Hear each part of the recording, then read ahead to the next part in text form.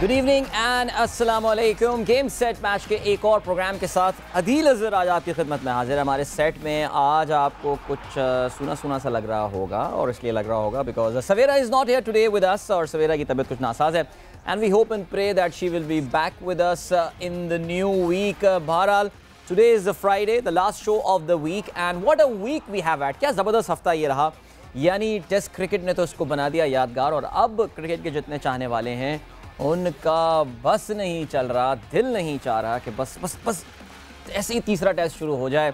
बहुत सारी एक्सपेक्टेशंस हैं, बहुत सारी होप्स हैं लोगों को।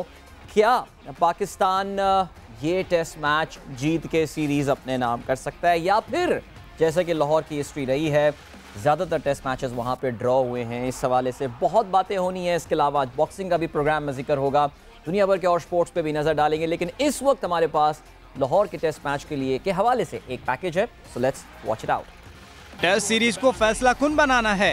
कज़ाफी स्टेडियम की पिच ऑस्ट्रेलिया के टोबी लिम्सटन की निगरानी में तैयार हो रही है। आईसीसी एकेडमी के हेड क्यूरेटर ग्राउंड स्टाफ के साथ मिलकर पिच को फाइनल टच देंगे। पाकिस्तान और ऑस्ट्रेलिया की टीमें भी कराची से लाहौर पहुंच गयी। मोहम्मद रिजवान ने बताया, रिवर्स स्विंग से निपटने के लिए टेप बॉल से प्रैक्टिस की। पहले इनिंग्स में जल्दी आउट हो गया था क्योंकि वो रिवर्स उस टाइम हो रहा था, तो इसलिए मैं जब नेट में गया तो वहाँ पे मैंने टेप बॉल से जरा थोड़ा सी जो है ना क्या कहते हैं, इफ्तिखार को मैंने ये कहा था कि जरा एंगल यूज करे, जिस तरह वो बैट्समैन यूज करता है उसी एंगल पे कोशिश की अपने आप को प्रैक्टिस करने की, जिसकी अल्लाह पाक ने मदद फरमाई। पाकिस्तान क्रिकेट टीम के बैटिंग कोच मोहम्मद यूसुफ जाती वजूहात की बिना पर आर्जी तौर पर कौमी स्क्वाड से अलहदा हो गए। वो 21 मार्च से शुरू होने वाले टेस्ट के दौरान टीम को दोबारा ज्वाइन करेंगे। जी, तो ये है सिलसिला इस वक्त। Things are building up pretty well. अब काफ़ी गर्मी है लाहौर में, सो वहाँ पे जो विकेट बन रही है इस वक्त, आपने अभी ये पैकेज में सुना, आईसीसी के जो चीफ क्यूरेटर हैं उनकी निगरानी में अच्छी खासी बेकिंग हो रही होगी इस विकेट की। और वेल, सबके जिस तरह कराची टेस्ट से पहले सबके जहनों पे ये सवाल था कि कैसी विकेट मिलने वाली है। Eventually I think we got a very good wicket in Karachi. काफ़ी हद तक ये मामला जो हैं ये बैठ भी गए हैं, ये मामला सेटल डाउन हो गए हैं विकेट के हवाले से। लेकिन लाहौर, अगर हम स्टैटिस्टिक्स के आईने में देखें तो वहाँ पे खेले जाने वाले more than 50%, in fact around 60% of the matches played Lahore तकरीबन बगैर नतीजे के ख़त्म हुए हैं। Pakistan has won more matches than they have lost, जैसा कि आमतौर से होम ग्राउंड में होता है। लेकिन बहरहाल इस टेस्ट मैच के हवाले से लाहौर में क्या बिल्डअप है इस वक्त तीसरे टेस्ट मैच का, उसके हवाले से भी हम बात करेंगे। लेकिन उससे पहले आपको पता चले कि ऑस्ट्रेलिया के कोच ने बाबर आजम की शानदार इनिंग, ज़बरदस्त तारीखी इनिंग के हवाले से क्या कहा, ज़रा उनको सुनते हैं और फिर इसके बाद अपने इन बातों को जारी रखेंगे।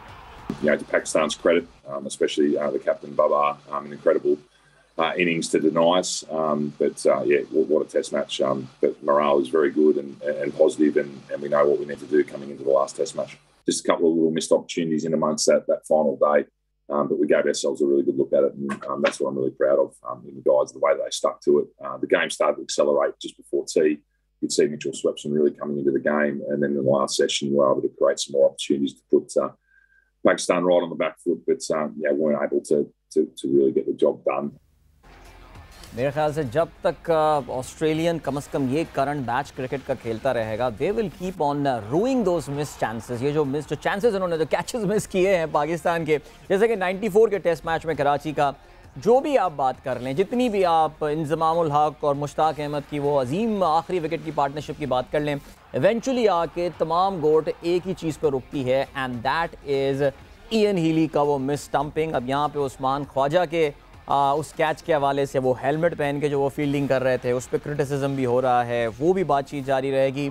इसके अलावा जो इन्होंने दो और कैचेस छोड़े हैं जो कि शॉर्ट लेग पोजीशन पे, सिली मिडॉफ, आई थिंक दोनों पोजीशन पे कैचेस छूटे, अंपायर के बड़े close decision, so many ifs and buts. But the most important thing, सबसे इंपॉर्टेंट बात है वो ये कि ये पूरी की पूरी सीरीज़ बहुत अच्छी स्पिरिट में खेली जा रही है। There are no hard feelings, these are part of the game without doubt. Alright, programme में आप लोग चाहें तो पार्टिसिपेट भी कर सकते हैं। If you guys have got any comments whether it is about cricket, इस टेस्ट सीरीज़ के हवाले से, ओडीआई टीम की अनाउंसमेंट, T20 टीम की अनाउंसमेंट भी हो गई है। कल जिस वक्त हम प्रोग्राम कर रहे थे उस वक्त ये अनाउंसमेंट हो रही थी, हम कोई ख़ास तज्जिया तो उस हवाले से नहीं कर पाए, लेकिन आज हम प्रोग्राम में ज़रूर इसके हवाले से बात करेंगे। So if you have got any comment, इसके अलावा कोई आप सवाल पूछना चाहते हैं इस नाचीज़ से, अपनी थोड़ी बहुत मालूमात में जवाब देने की कोशिश करूँगा, whether it is about cricket और कोई और स्पोर्ट भी हो, तो हमसे आप ज़रूर सवाल पूछ सकते हैं।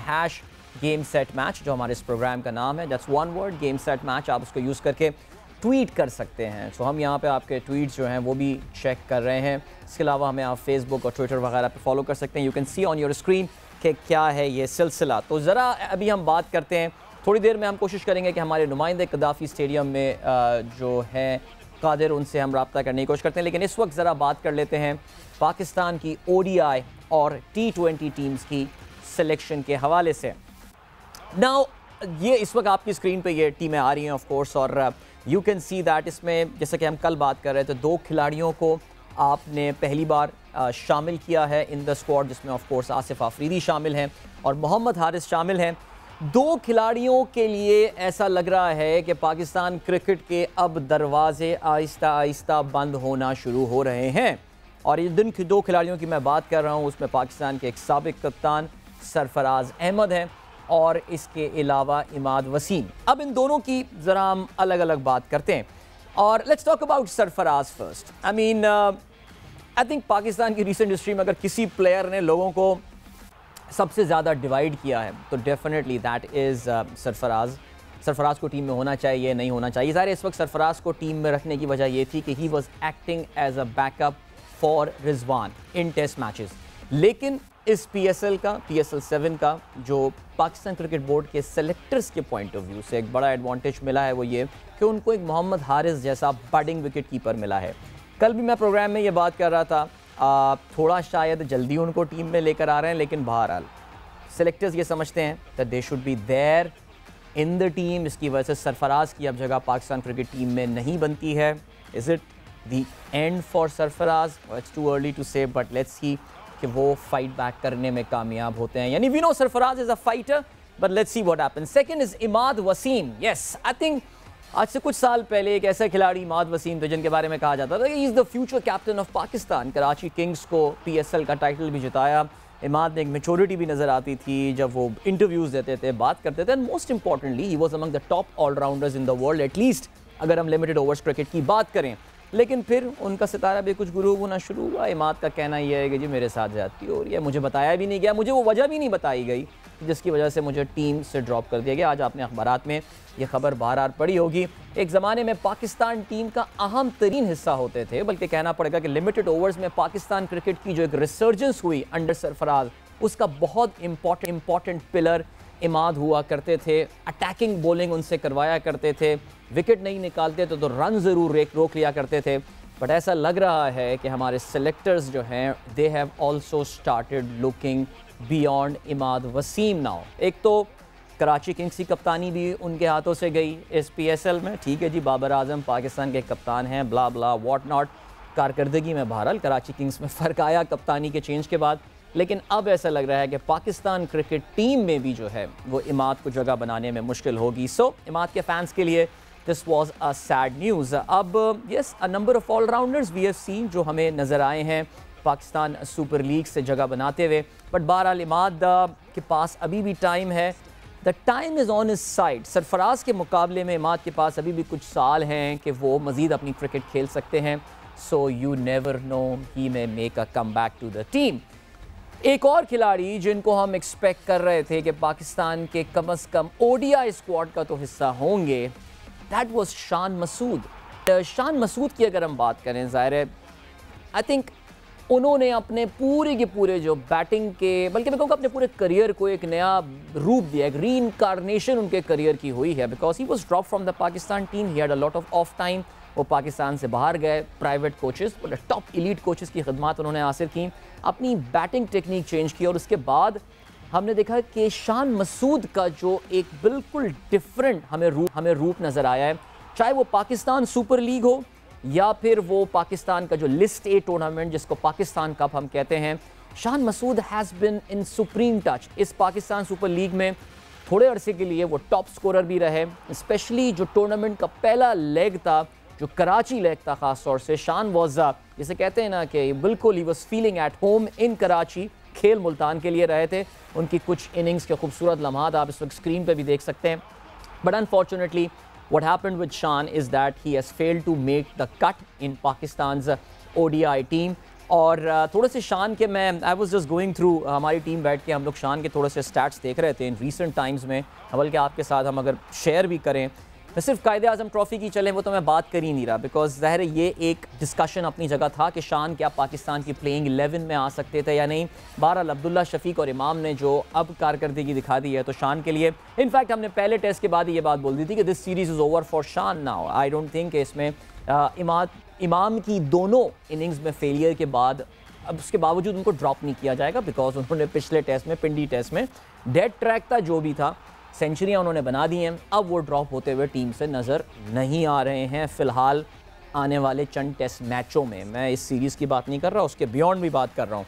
But let's talk about Shan Masood right now, why we feel that he should have been there in the Pakistani squad. अगर हम इनकी बात करें पिछला पाकिस्तान कप, देखिए मैं PSL पे तो अभी आता हूँ, बल्कि start with PSL Pakistan super league 2022। Shan Masood ने 12 मैचेस में 478 रन बनाए। He had a best of 88 and he batted at a strike at an average of 40, तकरीबन 39.83। इसका मतलब ये कि 40 की एवरेज से जो है वो उन्होंने रन्स किए हैं, which of course is a great performance. अगर हम पाकिस्तान सुपर लीग, पिछली पाकिस्तान सुपर लीग की बात करें तो 7 मैचेस में 209 रन बनाए, average performance, but this year he was quite good. अगर हम आते हैं, आई थिंक हमारे पास स्क्रीन में भी आपके पास दिखाने को जो है वो कुछ ग्राफिक्स होंगे जो कि हम आपके साथ शेयर करते हैं जी। तो शान मसूद PSL 2021 में, जिसका मैं जिक्र कर रहा था, उन्होंने 7 मैचेस में 209 रन बनाए with a best of 73 and an average of 30। Not bad in T20 cricket of course. अगर हम बात करें PSL 2020 की तो उसमें भी शान मसूद की कारकर्दगी रीजनेबल थी। 11 मैचेस में उन्होंने 283 रन बनाए with the best of 61 and an average of 28.30। But now let's talk about Pakistan cup, which is our, जो कि हमारा प्रीमियम लिस्ट A टूर्नामेंट है। पिछले साल जो, इस साल तो शान मसूद नहीं खेल रहे हैं, आपको पता है, बिकॉज वो टेस्ट स्क्वाड का हिस्सा है, लेकिन पिछले साल 5 मैचेस में शान मसूद ने 472 रन बनाए at an average of 118 with the best of 141। Now how is that for unfair selection? But बहरहाल I think it's been very unlucky time for Shan Masood despite of his performances. वो team में जो है वो जगह बनाने में कामयाब नहीं हो पा रहे हैं। So yeah, I think Pakistan team की ये सिलेक्शन, बट बहरहाल टीम जो भी सिलेक्ट हुई है, ज़ाहिर है इसमें बहुत अच्छा, इसमें एक और नोटेबल नाम जो मिस हुआ है T20 से, that is Shoaib Malik. Now इस हवाले से भी अब ज़ाहिर है डिस्कशन और चमगोइयाँ हो रही हैं, बिकॉज शोएब मलिक जो है वो ऑफ कोर्स टीम का हिस्सा नहीं है। सो बहरहाल अब कहते हैं जी, बाबर ने जो है उनको फ़ोन करके बताया, उन्होंने कहा जी मैं किसी नौजवान को मौका देना चाहता हूँ। क्रिकेट के ज़िक्र पे यहाँ पे फ़िलहाल हम ब्रेक लगाते हैं, बात करते हैं बॉक्सिंग के हवाले से। पाकिस्तान के star boxer Mohammad Wasim falcon कल IBF फ्लाईवेट टाइटल के लिए दुबई में मुकाबला करने वाले हैं। वसीम थोड़ी देर में हमारे साथ लाइन पे होंगे, लेकिन पहले हम एक पैकेज देखते हैं और फिर आपके पास वापस आएंगे और वसीम हमारे साथ लाइन पर मौजूद होंगे। कल रात 11:30 बजे सनी एडवर्ड्स के साथ मुकाबला करने वाले हैं पाकिस्तान के फैल्कन मोहम्मद वसीम। वसीम इस वक्त हमारे साथ लाइन पर मौजूद हैं। अस्सलाम वालेकुम वसीम। वालेकुम अस्सलाम। वालेकुम अस्सलाम। वसीम, सबसे पहले कैसी तैयारी चल रही है आपका? हमने वो देखा जो अभी वेइंग वगैरह हुई है, उसमें तो ज़ाहिर है जज्बे में आप नज़र आ रहे हैं, लेकिन तगड़े बॉक्सर के साथ जो है ना वो मुकाबला है, तैयारी कैसी चल रही है? अल्हम्दुलिल्लाह काफ़ी अच्छी तैयारी की है और 100% कॉन्फिडेंट हूँ कि इंशाल्लाह उसको बीट करूँगा, क्योंकि मेरी जो ट्रेनिंग कैंप रही है वो काफ़ी ज़बरदस्त रही है और मैंने बहुत मेहनत की है। मेरे स्पारिंग पार्टनर्स डिफरेंट कंट्रीज से आए हैं, उनके साथ मैंने स्पार किया है और अल्हम्दुलिल्लाह रेडी हूँ इसके लिए। ये इतनी मतलब मेरे जो बॉक्सिंग करियर में बहुत से फाइट्स हुए हैं, लेकिन इसकी जो बॉक्सिंग स्टाइल है उसमें थोड़ा सा एमेचर जो स्टाइल है इसका उस तरह का है, लेकिन इंशाल्लाह हमने काफ़ी अच्छी तैयारी की है इसके लिए और मुझे इंशाल्लाह पता है कि मैं उसको किस तरह बीट करूँगा। वसीम, मैं आपकी पिछली फ़ाइट्स की सारी डिटेल्स देख रहा था, बल्कि आपके करियर की जो एक फ़ाहिद 2018 में आपको हुई थी वो भी उस वक्त वेकेंट थी, IBF फ्लाई वेट टाइटल आप फाइट कर रहे थे और आपको साउथ अफ्रीकन बॉक्सर के हाथों जो है वो शिकस्त हुई थी। आप इसी टाइटल के लिए, अगर मैं गलती पे हूँ तो मुझे करेक्ट कीजिएगा, बट मेरे ख्याल से आप इसी टाइटल के लिए एक बार फिर से फाइट कर रहे हैं। सो तब में और अब के मोहम्मद वसीम में क्या डिफरेंस है? जी देखिए, वो एक कंट्रोवर्शियल डिसीजन था। उसमें मैं तकरीबन वो फाइट मैं विन कर गया था, 11th राउंड में उसको नॉकडाउन भी हुआ।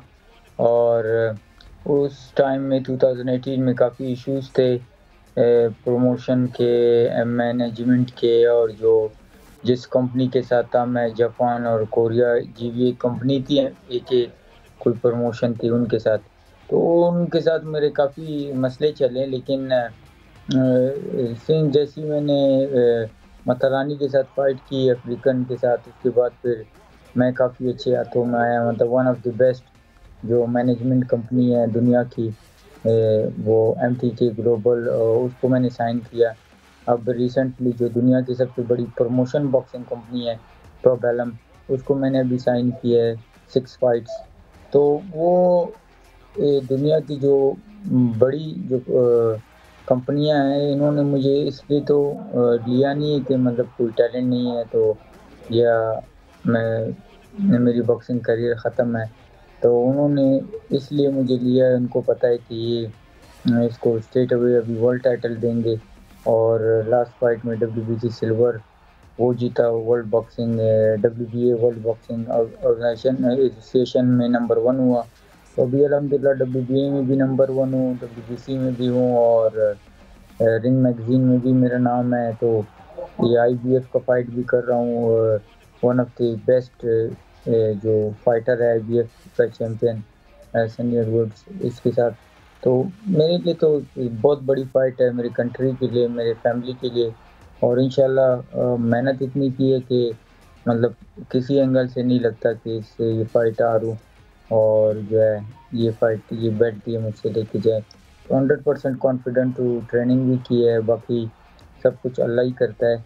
और बॉक्सिंग एक ऐसी वन पंच गेम है, मेहनत काफ़ी की है, और इंशाल्लाह भरोसा भी है अल्लाह के साथ पे, और इंशाल्लाह कॉन्फिडेंस भी काफ़ी ज़्यादा है, और इंशाल्लाह जीत भी मेरी इंशाल्लाह हमारी भी दुआएं आपके साथ हैं। वसीम आप एक बात बोल रहे हैं, आपने मेहनत बहुत की है। एक आम ऑडियंस हमारे जैसे जो लोग हैं, जो ज़ाहिर बॉक्सिंग के जब वसीम फाइट कर रहे होते हैं तो फिर हम देख रहे होते हैं, या कोई बहुत बड़ी फाइट हो रही होती है, खबीब कभी फाइट में मिक्स मार्शल आर्ट्स वगैरह में नज़र आ रहे होते हैं, तो चलो लोग उनको देख लेते हैं। आपका ट्रेनिंग रूटीन क्या है दिन का, इस फाइट, इतनी बड़ी फाइट जिसको आप अपने करियर की सबसे बड़ी फाइट कह रहे हैं, कि दिन के कितने घंटे आप लगा रहे होते हैं और किन किन बातों का ख्याल कर रहे होते हैं? कुछ इस हवाले से भी हमको बताइए। बॉक्सिंग बहुत ही डिफरेंट स्पोर्ट है, आपको पता है जी। शायद ये आपको पता नहीं होगा, आपको काफ़ी डिसिप्लिन होता है। अब रिसेंटली जो है मेरा बेटा भी माशाल्लाह पैदा हुआ है, तो सेक्रीफाइसेस भी काफ़ी ज़्यादा है। तो वो बच्चे सारे, मेरी फैमिली वहाँ कराची में है, और जो है मैं यहाँ पे कैंप में हूँ। और जो बॉक्सिंग है उसमें आपको बहुत मेहनत करनी पड़ती है। सबसे पहले जो बॉक्सिंग का सबसे टफ स्टेज है वो है आप अपने वेट में जाके वेन करते हो एक दिन पहले। उसमें मतलब बेस कैंप में मैंने कोई 15 to 16 किलोज मैंने उतारे हैं, 112 पाउंड मैंने किए हैं 7 to 7 वीक्स में। तो मतलब वो न्यूट्रिशन भी काफ़ी, one of the best nutrition मेरे साथ है। स्टीवन फ्लड, और जो मैनचेस्टर यूनाइटेड फुटबॉल टीम को भी देखते हैं, तो वो मतलब ये चीज़ें काफ़ी ज़्यादा बॉक्सिंग में टफ है। रूटीन पर उसके बाद जब आप जाते हैं ट्रेनिंग रूटीन में, सुबह आपको जो है तकरीबन हम तो सुबह पहले बॉक्सिंग करते हैं, उसमें आपको 3 से 3.5 घंटे बॉक्सिंग वर्कआउट्स में, कभी आप पंचिंग बैग है, कभी स्पारिंग सेशंस है, कभी आपको जो है स्ट्रेंथ ट्रेनिंग कराते हैं, कभी आपको जो है बॉक्सिंग जो पावर ट्रेनिंग है बॉक्सिंग का वो कराते हैं। और फिर रात को मतलब हर दूसरे दिन हम जो है 15 to 16 किलोमीटर रन करते हैं। फिर जब फाइट करीब आती है तो फिर उसमें हम स्प्रिंट्स करते हैं काफ़ी ज़्यादा। तो बहुत डिफरेंट ट्रेनिंग्स है। कोल्ड वाटर में जाते हैं, और जो है सब ज़ीरो रिकवरी जो रिकवरी है वो लेते हैं। तो बॉक्सिंग इजी नहीं है इसमें, क्योंकि आपको इंजरीज भी ज़्यादा होती हैं इसमें। आप स्पारिंग सेशन में आपको इंजरीज होते हैं, आपको प्रॉब्लम्स होते हैं, लेकिन एक शौक है, जज्बा है और एक पैशन है इसमें। बहुत मतलब मैंने कुछ सीखा है इस स्पोर्ट्स से। शायद अगर मैं दुनिया के किसी और स्पोर्ट्स में होता मैं इतना नहीं सीख पाता जितना मैंने बॉक्सिंग से सीखा है। एब्सोल्युटली वसीम, बहुत मेहनत कर रहे हैं आप, हमारी बहुत दुआएं आपके साथ हैं। दुबई में आपकी ये फाइट हो रही है, सो दुबई तो हम पाकिस्तानियों का वैसे भी सेकंड होम में एक्सपेक्ट कर रहे हैं, बड़ी तादाद में पाकिस्तानी वहाँ पर आए हुए होंगे आपको सपोर्ट करने के लिए। जी बिल्कुल। मैंने इवन यहाँ पे अपने जो मेरी जो कंपनी है तो उनसे मैंने रिक्वेस्ट की थी कि जितने भी हमारे पाकिस्तानी इनको टिकट जो है फ्री दें। काफ़ी फ्री टिकट्स भी मैंने बांटे हैं पाकिस्तानियों में। चलें, तो ज़बरदस्त। आके फाइट एंजॉय करें इंशाल्लाह। नहीं, ज़बरदस्त, इंशाल्लाह ज़रूर करेंगे। वसीम, आपकी उम्र 34 साल है अगर मैं गलती पर ना हूँ, जो मैंने आपका इंटरनेट पे आप देख रहा था। सो व्हाट्स नेक्स्ट, अब जी। आगे क्या? जी प्लीज़। जी हाँ, इंटरनेट में 34 है, लेकिन अनफॉर्चुनेटली उसमें कुछ मसला है मेरे एज में, लेकिन 32 है, वो कोई इतनी वो नहीं है, लेकिन डजंट मैटर। ये डजंट मैटर। मैं सिर्फ ये जानना ये चाह रहा था कि बॉक्सर, देखिए बॉक्सिंग तो एक ऐसा स्पोर्ट है जिसमें आप 30s में जाके अपनी पीक पे पहुंचता है ना। यानी अगर आप बड़े बड़े बॉक्सर को देखें तो वो तो 40s, जॉर्ज फोरमैन तो बहुत बाद में भी जाके उसने बॉक्सिंग की है। तो वसीम का अभी आगे फाइट। जी फ्लॉयड मेवेदर, बिल्कुल। फ्लॉयड मेवेदर ने साउथ कैनेलो अल्वेरिस को, जब वो 38 का था उसने उसको हराया था। तो मतलब एज जो है डजंट मैटर फॉर मी। आप मेहनत करेंगे तो फिर इंशाल्लाह आपको कोई इस तरह की इशू नहीं होंगे। आप दिल लगा के ट्रेनिंग शौक से करेंगे तो आप ऑब्वियसली आप सक्सेसफुली होंगे। यानी कहने का मैं सवाल ये पूछने का मतलब वसीम ये था कि अभी कोई रिटायरमेंट वगैरह का तो प्लान नहीं है ना अभी? इंशाल्लाह अल्लाह ने फिटनेस बरकरार रखी तो अभी आप फिलहाल फाइट करेंगे? 5 to 6 years स्टिल इंशाल्लाह फाइटिंग। इंशाल्लाह। वसीम, पाकिस्तान में ज़ाहिर है बॉक्सिंग का इस वक्त सिचुएशन, हमने पहले भी महीना 1.5 महीना पहले आपको प्रोग्राम में लिया था, आप फेडरेशन से बहुत नाराज़ नज़र आ रहे थे और आप कुछ बॉक्सर्स जिनको बड़े इनाम और इकराम से नवाजा गया उनसे भी कुछ नाराज़ नज़र आ रहे थे। सो क्या अब माशाल्लाह आप वर्ल्ड बेस्ट ट्रेनिंग लेकर आ रहे हैं, जो आपने अपना रूटीन बताया है, आपके पास जो न्यूट्रिशनिस्ट है, जो फिटनेस ट्रेनर है, सब कोई आपको माशाल्लाह you are among the very lucky Pakistani boxers के जिनको ये फैसिलिटीज़ मिली हैं। सो कुछ इरादा है फिर पाकिस्तान में आके यहाँ और बॉक्सर्स और वसीम फैल्कन तैयार करने का मुस्तकबिल में? जी बिल्कुल। मैंने फेडरेशन को तो मैंने क्रिटिसाइज़ नहीं किया, मैंने कुछ ऐसी बात की थी जैसे अभी शायद आपको पता होगा 2-3 दिन पहले एक लड़का और बॉक्सिंग के बीच फाइट में उसकी डेथ हुई है पाकिस्तान में जी। मैंने तो वो बात की है जो मतलब है। अभी 2-3 दिन पहले मैंने एक वीडियो मुझे किसी ने भेजा था, मीडिया का ही बंदा था, और वो लड़का ऑन द स्पॉट रिंग के अंदर ही मर जाता है। तो उसको मुक्का लगने से मैंने तो ये चीज़ों का कहा था कि यार हर बंदा जिस तरह के मतलब जो पाकिस्तान में कौंसल जो बॉक्सिंग कौंसल बने हुए हैं और ये जो फेक बॉक्सर्स आ रहे हैं, पता नहीं वो उन्होंने ज़िंदगी में बॉक्सिंग खेले नहीं है। आप ये किस तरह की बॉक्सिंग पाकिस्तान में हो रही है कि आप जाके अपने ओपोनेंट खुद ढूंढ के लाते हो अफ्रीका से, फिर जो है बेल्ट बनाते हो सियालकोट में, फिर आप बन जाते हो एशियन चैंपियन, पता नहीं कौन से चैंपियन। ये इस 2 नंबरी का मैंने बोला था। मतलब हमने पूरी ज़िंदगी बॉक्सिंग में गुजारी है अपनी पाकिस्तान में, हमें पता है कौन बॉक्सर है और कौन जो है यहाँ पे बैडमिंटन का प्लेयर है। वो इन चीज़ों पे हमने बात की थी। बाकी तो बॉक्सिंग एमेच्योर में जो पाकिस्तान की एमेच्योर बॉक्सिंग है जो रन करता है जो हमारे पाकिस्तान बॉक्सिंग फेडरेशन, वहाँ पे काफ़ी ज़्यादा टैलेंट है। रिसेंटली जो चैम्पियनशिप हुई थी DHA वालों ने कराया था, क्या ज़बरदस्त चैम्पियनशिप कराई थी, TV पे लाइव था। बॉक्सिंग जो रियल बॉक्सर्स थे एमेच्योर के वो लड़ रहे थे। मैं तो वो पार्ट ऑफ दूसरे जो 2 नंबर ग्रुप है मैं उनको पकड़ने का कहता हूँ कि गवर्नमेंट उनको पकड़े, क्योंकि वो जाके जैसे कुछ लड़के वो जाके बलूचिस्तान में जो है कहते हैं कि वो हम तो प्रोफेशनल खेल रहे हैं, हमें पैसे दो, वो जाके गवर्नमेंट से पैसे लेते हैं। जैसे वो खालिक हज़ारा जो स्पोर्ट्स मिनिस्टर इंतहाई करप्ट आदमी है, अपने लोगों को पैसा देता है, दूसरे स्पोर्ट्स को उसने बर्बाद किया हुआ है, ठीक है। और उस तरह वो जो कुछ इस तरह के हैं वो अपने इलाके में जाके पैसे बटोरते हैं।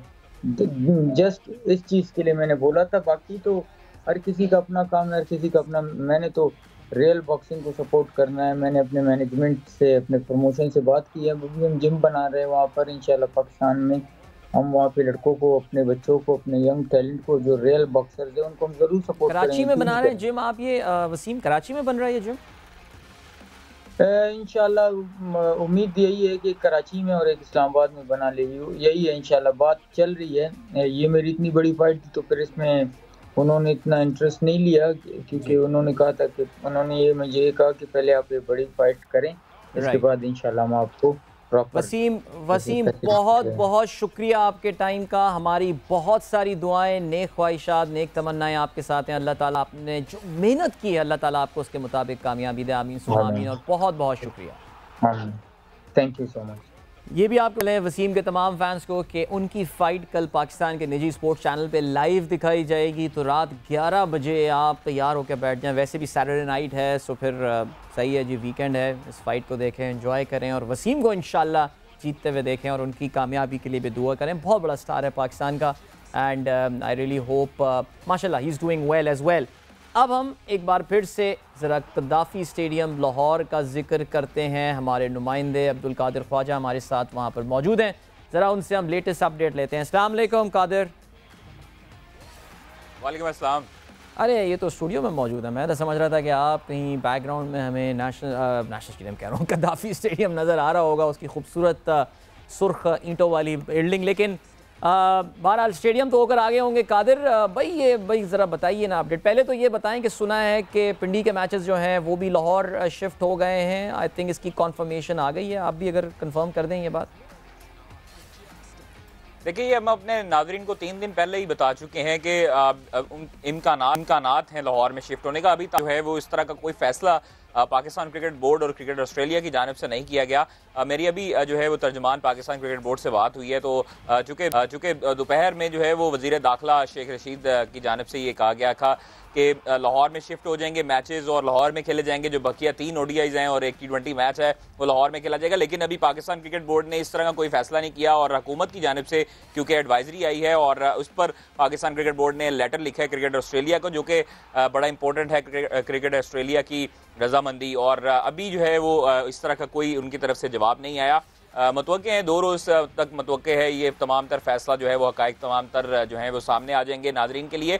और इसकी वजह से पाकिस्तान क्रिकेट बोर्ड अभी इस तरह की कोई प्रेस रिलीज जारी नहीं कर रहा, कोई ईमेल नहीं आई, किसी तरह का ऐलान नहीं किया गया, क्योंकि शेख रशीद ने दोपहर में जो है वो ऐलान कर दिया था कि हो रहे हैं। लेकिन इस वजह से पाकिस्तान क्रिकेट बोर्ड ने कहा है कि अभी तक जब तक हम फैसला ना कर दें, जब तक हम ईमेल जारी ना कर दें या ट्विटर पे ऐलान ना कर दें, उस वक्त तक कोई भी फैसला ना माना जाए। और अभी हुकूमत की तरफ से एडवाइजरी ज़रूर है कि सियासी सूरत हाल जो ख़राब हुई हुई है इस्लामाबाद रावलपिंडी में, उसको मद्देनज़र रखते हुए लाहौर में शिफ्ट कर दिए जाए मैच। इस वजह से पाकिस्तान क्रिकेट बोर्ड ने अब उनको लेटर ज़रूर लिख दिया है क्रिकेट ऑस्ट्रेलिया को, लेकिन अभी तक उनकी तरफ से कोई जवाब मौसूल नहीं हुआ। इस वजह से हम ये नहीं कह सकते कि लाहौर में मैचेस होंगे। अभी तक जो है वो जिस तरह रावलपिंडी में शेड्यूल हैं उसी तरह ही है शेड्यूल के मुताबिक। लेकिन उम्मीद की जा सकती है कि क्रिकेट ऑस्ट्रेलिया मुस्बत जवाब देगा।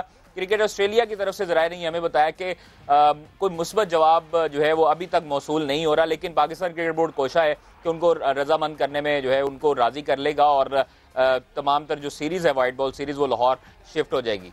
हाँ, और लॉजिस्टिकली भी आई थिंक कादिर ये पूरा मामला बड़ा आसान हो जाएगा अगर ये पूरी की पूरी सीरीज़ लाहौर में हो जाती है। इसका मतलब ये कि this is the last stop now, इनको दोबारा they do not need to travel again to Rawalpindi, which I think make sense for Australian as well. लेकिन बहरहाल अभी गलती पर ना हूँ Qadir, correct me if I am wrong, अभी तक टिकटों की सेल तो शुरू नहीं हुई है लिमिटेड ओवर्स मैचेस की। सॉरी, दोबारा कीजिएगा। मैं ये कह रहा हूँ टिकट सेल पिंडी के मैचेस की अभी तक तो शुरू नहीं हुई है, राइट? बिल्कुल ऐसी है। टिकट्स अभी उसकी अभी टिकट जो है वो शुरू नहीं हुई है, ऑनलाइन उसकी फरोख्त। और जैसे ही वेन्यू के लिए पाकिस्तान क्रिकेट बोर्ड ने टिकट्स वालों को भी रोका हुआ है, जो टिकट्स जिनके पास राइट्स हैं उनको भी अभी तक रोका हुआ है कि वेन्यू डिसाइड नहीं हुआ। देखिए, T20 सीरीज़ और वनडे सीरीज़ जब उसका वेन्यू डिसाइड हो जाएगा, कोई हतमी फैसला आ जाएगा, उसके बाद जो है वो टिकट भी ऑनलाइन उसकी सेल शुरू हो जाएगी। और उम्मीद, जैसे आपको पता है कि पाकिस्तान सुपर लीग के जो मैचेस हैं उनकी जब टिकट ऑनलाइन आती हैं तो फौरी तौर पर फरोख्त हो जाती हैं। इसी तरह शायकीन क्रिकेट भी बस तजस्सुस में है और इंतज़ार कर रहे हैं कि जैसे ही टिकट्स ऑनलाइन फरोख्त उसकी शुरू हो और वो उसको ख़रीदें और मैच देखें। Alright, great, thank you so much Qadir हमारे साथ मौजूद हैं। लेकिन इस वक्त हम एक और अपने गेस्ट को इस वक्त ऑन एयर कर रहे हैं फ्रॉम लाहौर, और Umar Farooq who writes for ESPN Cricinfo, who's a cricket journalist and is a part of the ESPN Cricinfo team. Umar Farooq हमारे साथ हैं। अस्सलाम वालेकुम उमर। वालेकुम अस्सलाम Adeel. And Umar, if I'm not, Umar तो इस वक्त कदाफ़ी स्टेडियम, ये कदाफ़ी स्टेडियम लाहौर में ज़रूर बैठे हुए हैं, यानी हमारे कादिर साहब तो हमारे स्टूडियो में मौजूद थे। सो भाई ज़रा बताएं, आपने कोई स्टेडियम ग्राउंड में उतर के कुछ क्या चहमगोइयाँ हो रही हैं? ये पिच की कंट्रोवर्सी इस बार जो है ना, वो तो कुछ एक नेक्स्ट लेवल पे पहुंच चुकी है पिंडी वाले मैच के बाद। Even though I think Karachi के बाद ये डिबेट ख़त्म हो जानी चाहिए। ICC से चीफ क्यूरेटर भी आए हुए हैं पिच बनाने के लिए। क्या खबरें हैं, कोई अपडेट है आपके पास उमर? देखिए, कदाफी में मैं तकरीबन 3 घंटे से मौजूद हूँ यहाँ पे। शुरू में जो पहले 2 घंटे थे उसमें तो जो जिनका आपने जिक्र किया ICC के जो क्यूरेटर हैं वो मौजूद थे उस्मान के साथ, अरशद के साथ, जो कदाफी स्टेडियम के जो हेड क्यूरेटर है उनके असिस्टेंट है वो, और वो दोनों टॉबी जो हैं दोनों काफ़ी मसरूफ थे पिच के ऊपर।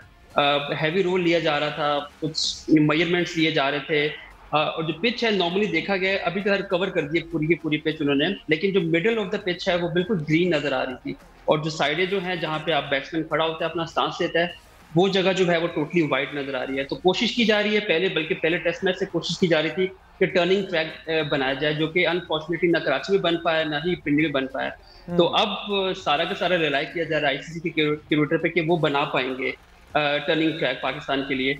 तो जो बज़ाहिर नजर आ रहा है पिच, अभी तो है 2 दिन बाकी है मैच में, और लेकिन अभी ज़ाहिर है 2 दिन बाकी, मतलब तो कुछ ना कुछ थोड़ा डिफरेंस और क्रिएट होगा। जो मिडिल में आपको घास नजर आ रहा है पिच पे, जो मैं तस्वीरें भी शेयर मैंने लोगों के साथ की हैं, वो भी शायद घास खत्म हो जाए लेटर ऑन आने वाले दिनों में। बट ओवरऑल जो नजर आ रहा है बिल्कुल वाइट पिच है, बिल्कुल हम कहते हैं ना अपनी जुबान में चिट्टा पिच है बिल्कुल। कोशिश की जा रही है कि टर्निंग ट्रैक बनाया जाए, जो कि दो वेन्यूज पे तो नहीं बन पाया। हाँ बिल्कुल नहीं बन पाया, और बल्कि अब तो फिर ज़ाहिर है फिर कैपेबिलिटीज़ पे भी सवाल होते हैं कि क्या हम विकेट को, कल आकिब जावेद हमारे साथ थे, वो कह रहे थे यार विकेट जैसी है उस ग्राउंड की उसको वैसी ही रहने दें, क्योंकि हम लोगों के पास ये 3-4 दिन में तो किसी को बिठा के कोई आप चेंज इसमें ऐसा कर भी नहीं सकते, किसी को बुला के, वो तो फिर ज़ाहिर है एक बड़ा लॉन्ग टर्म प्रोसेस होता है इन सारी चीज़ों के हवाले से। बहरहाल उमर, आई डोंट थिंक कि पाकिस्तान की टीम में भी कोई तब्दीली हम एक्सपेक्ट करेंगे for the third test match. We'll go with the same team. I seriously doubt, because Karachi की जो स्क्वाड थी जो कराची में खेली थी, साजिद खान और नुमान की बात करें, उनमें से साजिद पे थोड़ा क्वेश्चन रेज किया जा रहा था कि साजिद को बाहर बिठा के जाहिद को खिलाया जाए, लेकिन उस पर तमाम लोगों के कंसेंसस नहीं था, जिसकी वजह से साजिद को खिलाना पड़ा। लाहौर में I have a strong feeling कि पाकिस्तान जो है वो डेफिनेटली लेग स्पिनर के साथ जाना चाहेगा, बिकॉज हमने देखा साजिद की जो करियर की विकेट्स हैं वो आई थिंक 70% विकेट जो है उनकी सिर्फ कराची में ही है। उनके फर्स्ट क्लास की विकेट की बात करें, उससे बाहर जब साजिद जाते हैं तो उनकी कोई इतनी खास सक्सेस नहीं मिलती उनको विकेट लेने में। हालांकि कोशिश की थी कि कराची में भी जाहिद को खिलाया जाए, लेकिन नहीं खिलाया। लाहौर में डेफिनेटली आप देखेंगे कि एटलीस्ट 1 चेंज तो जरूर होगा, और वो बॉलिंग में होगा, और वो जाहिद की फॉर्म में होगा, जाहिद टीम में आएंगे। ऑलराइट, कादिर आपके पास मैं आता हूँ। अभी हम ज़रा बल्कि बात करते हैं, ज़रा टेस्ट मैच को फ़िलहाल साइड पे करते हैं, लिमिटेड ओवर्स की टीम की हम बात करते हैं। आपने एक स्टोरी शेयर की थी, आपने ब्रेक की थी, ये बाबर आजम का शुएब मलिक को फ़ोन कॉल करने के हवाले से, इसकी ज़रा डिटेल्स हमारे साथ शेयर कर सकें अगर आप।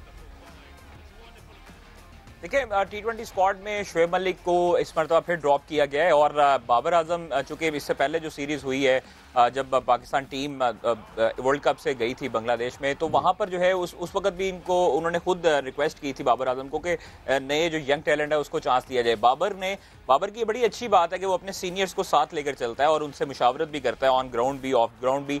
तो बाबर आजम ने फ़ोन किया था स्क्वाड अनाउंस होने से पहले शुएब मलिक को, और ये हमारे ज़राए ने बताया कि शुएब मलिक को उन्होंने कहा है कि आप जो हैं वो इस सीरीज़ में मुझे लग रहा है कि यंगस्टर्स को मौका देना चाहिए, चूँकि बड़ी सीरीज़ है और सीनियर्स को भी होना चाहिए था, लेकिन अब वो उनका ध्यान जो है वो नई आने वाली जो है वो लॉट पर है, और नौजवान जो क्रिकेटर्स हैं उनको शामिल किया जाने पर उनका ज़्यादा इसरार था, जिस पर शुएब मलिक ने उनकी हाँ में लाई और बिल्कुल उनको एग्री किया, और उनको कहा कि किसी किस्म का जो है कोई इख्तिलाफ नहीं है, कोई किसी किस्म का कंसर्न नहीं है, और मैं जो है वो बिल्कुल अपनी जगह किसी यंगस्टर को देने के लिए तैयार हूं। जिस पर बाबर आजम ने उनका शुक्रिया भी अदा किया और उनको कहा कि आप जो है वो जब मैं समझूंगा कि आपको होना चाहिए तो उस वक्त आप डेफिनेटली प्लेइंग 11 का भी हिस्सा होंगे और स्क्वाड का भी हिस्सा होंगे। जिस पर शुएब मलिक ने भी उनको जवाबन ये कहा था कि आपके ऊपर सब कुछ छोड़ा हुआ है, आप मेरा फैसला करेंगे कि किस सीरीज में होना चाहिए और किस सीरीज में नहीं होना चाहिए। तो ये बड़ी अच्छी बात है कि दोनों के दरमियान कन्वर्सेशन एक बड़ी अच्छी पॉजिटिव रही है। और शुएब मलिक जो कि काफ़ी सीनियर प्लेयर हैं, पाकिस्तान टीम के साबिक कप्तान भी रह चुके हैं, तो बाबर आजम ने ये बड़ा अच्छा किया कि उनके साथ मुशावरत की और बाबर को भी अच्छा जवाब ये मुझे बताएं कि ये और भी तो बड़े हमारे सीनियर खिलाड़ी हैं बाबर से, जिसमें ऑफ कोर्स सरफराज भी हैं और शान भी सीनियर हैं, और वो बेचारा वो उसको आपने इमाद वसीम को तो मुझे लग रहा है उसको भी टाटा बाय बाय होने वाला है सीन, उनको भी फ़ोन किया है या सिर्फ ये जो एजाज़ हासिल है ये शुएब मलिक को ही था? देखिए, बाबर आजम शुरू से ये कहता रहा है कि मोहम्मद हफीज और शुएब मलिक ये दो प्लेयर्स को भी खास तौर पर, और सरफराज अहमद भी उसमें शामिल है, उनकी लिस्ट में जो सीनियर्स और अच्छे उनके जो दोस्त हैं वो ये 3 लोग हैं जिनसे वो मुशावरत भी करते हैं और उनसे पूछते भी हैं और उनको उनके साथ राब्ते में भी रहते हैं।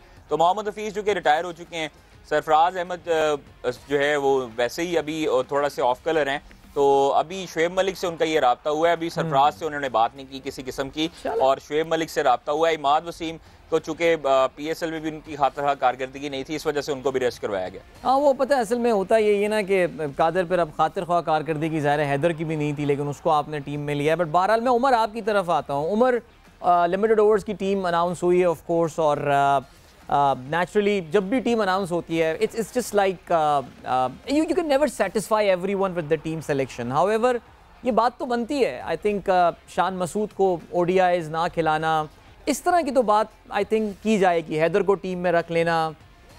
क्या ख्याल है आपका, टीम सही है या कुछ देखो हो सकती थी?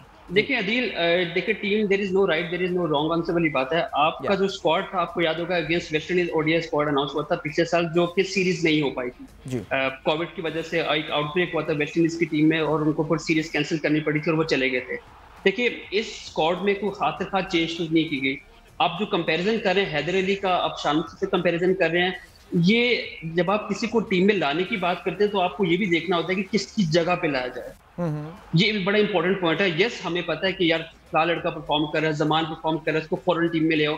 हम लोग ही होते हैं जो इस चीज को क्रिटिसाइज करते हैं कि एक वन ऑफ परफॉर्मेंसेस के ऊपर, एक वन सीजन के ऊपर हम लड़कों को टीम में ले आते हैं। Zaman Khan, yes he done, कहते हैं ना उसको वंडर्स उसने किया है, एक ब्रेकआउट है PSL का, but it's too early to get him in the side. Shan Masood की बात करें, लेकिन देखिए आपके पास अब्दुल्ला शफीक, आप उस पर इन्वेस्ट कर रहे हैं पिछले 1.5-2 सालों से, काफी देर से। फखर जमान आपकी फॉर्म में है, बाबर आजम ऊपर खेलते हैं, अभी रिजवान को ऊपर खिलाने की बात भी डिस्कशन का पार्ट बनी हुई है। अभी अब आने वाली आप महीनों में देखेंगे, आने वाले गेम्स में देखेंगे, शायद कोशिश की जा रही है कि रिजवान को भी ओपन करवाया जाए ताकि वो ज्यादा इफेक्टिव है टॉप ऑर्डर में, राजधान के नीचे वो खेले। तो आपके पास अगर आपको शान को टीम में लाना है, देखिए शान बिल्कुल डिजर्विंग है, इस पर कोई डाउट नहीं है। अपने करियर में जब वो प्लेयर बन गए हैं, जब वो अपनी जिंदगी की बेस्ट फॉर्म में है, तो उनको कहीं ना कहीं लेवल में होना चाहिए।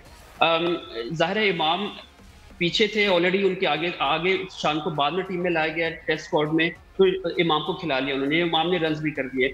बट मुझे लगता है कि शान का कहीं ना कहीं टीम में आना बनता था टेस्ट स्क्वाड में, और उसका 11 में खेलना बनता था। लेकिन चूंकि इतना टफ कंपटीशन चल रहा है कि जब आप किसी टीम के लड़के को लेके आते हो तो फिर आपको जगह भी बनानी पड़ती है। फिलहाल चूंकि 20 का स्क्वाड है, it's easy to adjust anyone in the squad, तो लड़कों को एडजस्ट किया उन्होंने। फिलहाल मेरे ख्याल से हमारा बड़ा सेटल्ड किस्म का स्क्वाड है। T20 की बात करें, वनडे की बात करें, और आपको इसको कंसिस्टेंट रन देना होता है। अगर आप हर सीरीज के बाद, हर टूर्नामेंट के बाद बोले यार इसको डाल लो, उसको डाल लो, ये कर लो, वो कर लो, तो कंसिस्टेंसी नहीं आ रही होती। जब कंसिस्टेंसी नहीं आती तो प्लेयर्स को लॉन्गर रन में मौका नहीं मिलता। आपने हैदर का जिक्र किया कि वो भी ऑफ कलर है, उनको टीम में फिर भी डाला, लेकिन मैं भी डिसएग्री करता हूँ कि हैदर अली जो है उसकी जो फॉर्म है ये उसको मेरिट नहीं कर रही, वो मैच नहीं कर रही कि वो उसको टीम में रखा जाए।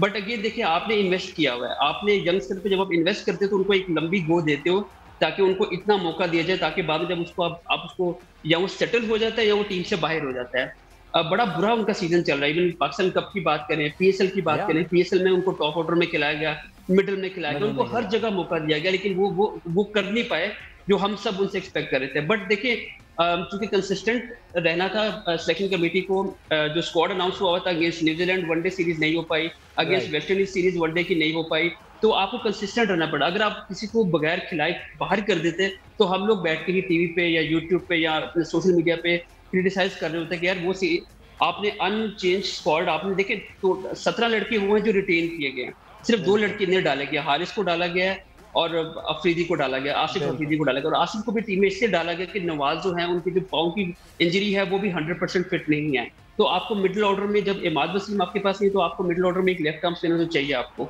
वो आपका बड़ा इंटीग्रल पार्ट प्ले करता है। Umar, just to wrap this discussion up because I'm running out of time, Sarfaraz की जहाँ तक बात करें, is this it? I mean Haris अगर चल जाते हैं, assuming उनको चांस मिल जाता है, बिकॉज अभी तक रिजवान के बैकअप की बात हो रही थी, तो Haris is I think horizon पे नजर आ रहा है। सरफराज देखिए सरफराज, मैं आपको बताऊं, अक्टूबर 2019 में वो ड्रॉप किया गया टीम से on the basis of performance. अक्टूबर 2019 से लेके अब तक सरफराज ने क्रिकेट कितनी खेली है, बड़ा मुझे समटाइम बुरा लगता है कि सरफराज टीम के साथ ट्रेवल कर रहे हैं ब्रॉडर स्क्वाड के साथ, लेकिन वो डोमेस्टिक में जो उनका जो काम है, उनको जो अपनी फॉर्म को रीगेन करना है, उनको अपने आप को दिखाना है कि मेरे में भी कुछ बाकी है, वो नहीं खेले क्रिकेट।